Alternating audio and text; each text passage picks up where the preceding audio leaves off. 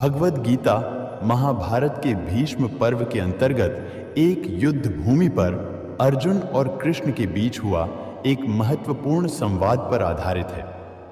गीता का पहला अध्याय एक रणभूमि का विवरण करता है, जिसे अर्जुन विषाद योग भी कहा जाता है।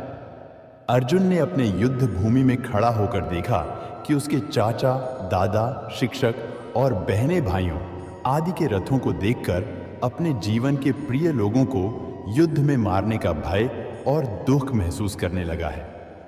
उसका इस समय में असमर्थ और उदास मन देखकर भगवान श्री कृष्ण उसके साथ युद्ध भूमि पर ही कुछ संवाद करते हैं।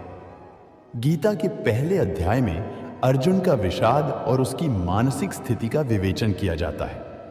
वह अपने कर्तव्य और धर्म के प्रति संदेह में है और युद्ध की अवस्था में अपने रिश्तेदारों और गुरुओं को मारने की उचितता पर सवाल उठाता है। इसमें अर्जुन का अंतर्निहित दुख और मोह प्रकट होता है, जिसे वह बयान करता है और भगवान श्री कृष्ण से सहायता मांगता है। भगवद गीता के पहले अध्याय से ही यह स्पष्ट होता है कि गीता का मुख्य उद्देश्य अर्जुन को उसके धर्म और कर्तव्य में समझदारी प्रदान करना है, जिससे वह अपने कर्तव्यों को सही दृष्टिकोण से समझ सके और उच्चतम आदर्शों के साथ जीवन जी सके।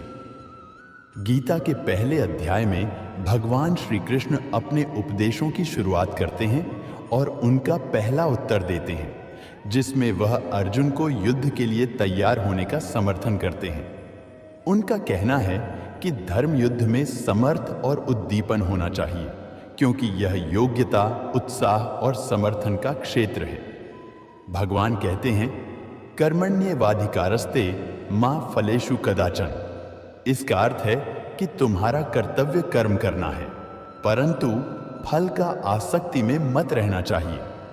यह उनका प्रमुख सिद्धांत है और इसे कर्मयोग कहा जाता है, जिसमें कर्मों को निष्काम करके भगवान की प्राप्ति का मार्ग दिखाया जाता है।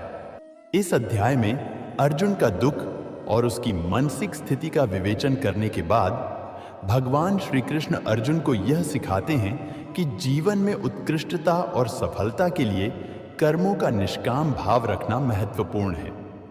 उन्होंने सार्थक कर्म करने का आह्वान किया और साथ ही भक्ति, ज्ञान और वैराग्य के माध्यम से आत्मा का साक्षात्कार करने की भी महत्वपूर्णता बताई।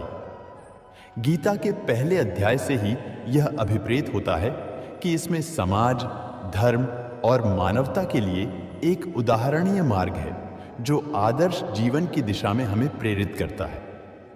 व्यक्ति को अपने कर्मों में समर्पित रहना चाहिए, परंतु उसे अपनी आत्मा को समझने के लिए भी प्रयत्नशील रहना चाहिए। उन्होंने जीवन के उद्देश्य, धर्म और आत्मा के महत्वपूर्ण तत्वों को बताया। भगवान ने कहा कि व्यक्ति को कर्मों में अपना कर्तव्य निभाना चाहिए, क्योंकि यह समृद्धि और समाज के हित में है।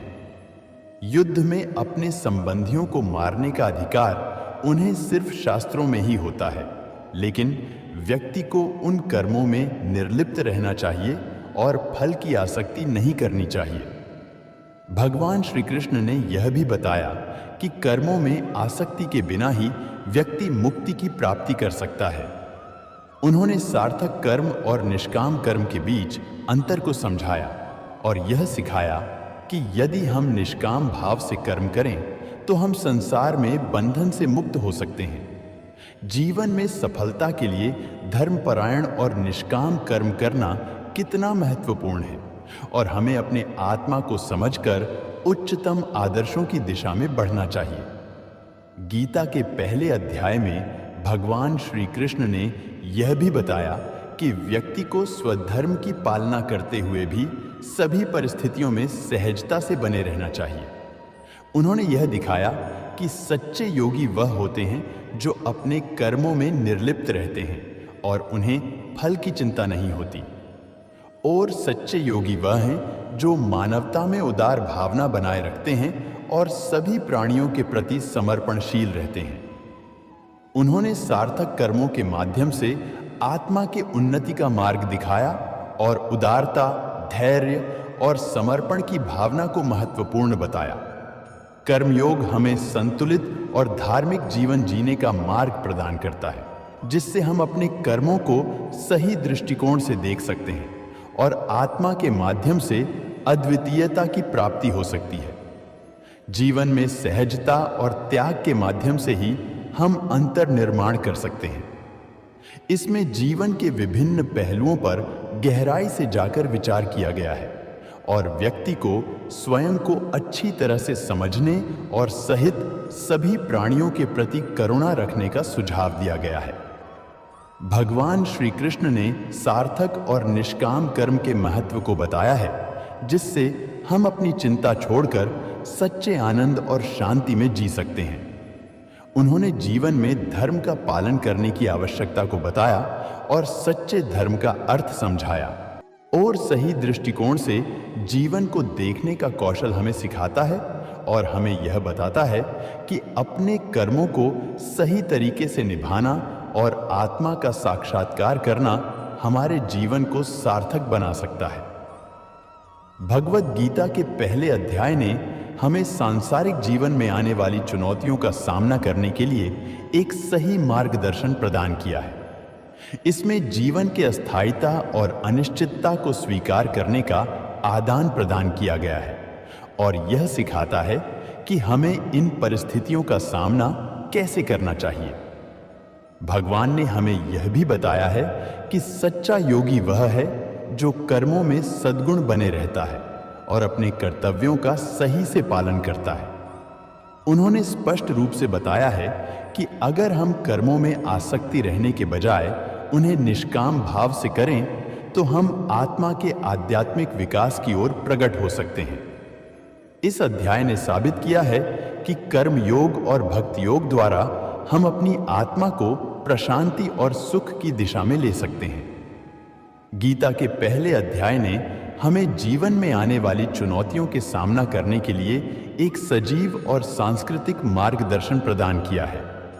यह अध्याय हमें यह बताता है कि जीवन में सुख दुख, लाभ हानि, स्थिति स्थान, जन्म मृत्यु इत्यादि का सामना सभी को करना पड़ता है और इसमें हमें तत्पर रहना चाहिए।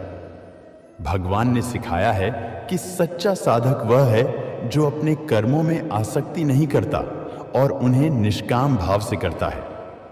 कर्मों के फल में आसक्ति होने से ही संबंधित चिंता और कष्ट उत्पन्न होता है, जिससे योगी मुक्ति की प्राप्ति में सफल नहीं हो पाता है।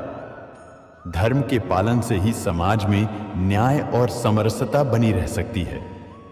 अर्जुन को अपने स्वजनों के साथ युद्ध करने के लिए प्रेरित करके भगवान ने धर्म युद्ध के महत्व को बताया और स्वधर्म में समर्पण करने की आवश्यकता को स्पष्ट किया और उच्चतम मानवीय और आध्यात्मिक मूल्यों की ओर प्रवृत्त करने के लिए प्रेरित किया है और आने वाले अध्यायों में यह विषयों को और भी विस्तार से विचार किया जाएगा। आगे के अध्यायों में भगवान श्री कृष्ण अर्जुन को और भी उच्च सिद्धांतों और आध्यात्मिक ज्ञान के साथ समृद्धि और मुक्ति की ओर प्रेरित करेंगे। गीता का अगला अध्याय हम अगले वीडियो में लाएंगे, इसीलिए आप हमारे इस YouTube चैनल को सब्सक्राइब कर लीजिए, क्योंकि आगे आने वाले सभी वीडियो आप तक पहुंच पाए और आप गीता के सभी अध्याय सुन सके और अपने जीवन को गीता के सुनने मात्र से ही सफल बना पाए। अगर आपको ये वीडियो अच्छा लगा तो नीचे राधे राधे जरूर लिखें और हमारे YouTube चैनल को सब्सक्राइब कर लीजिए। आपका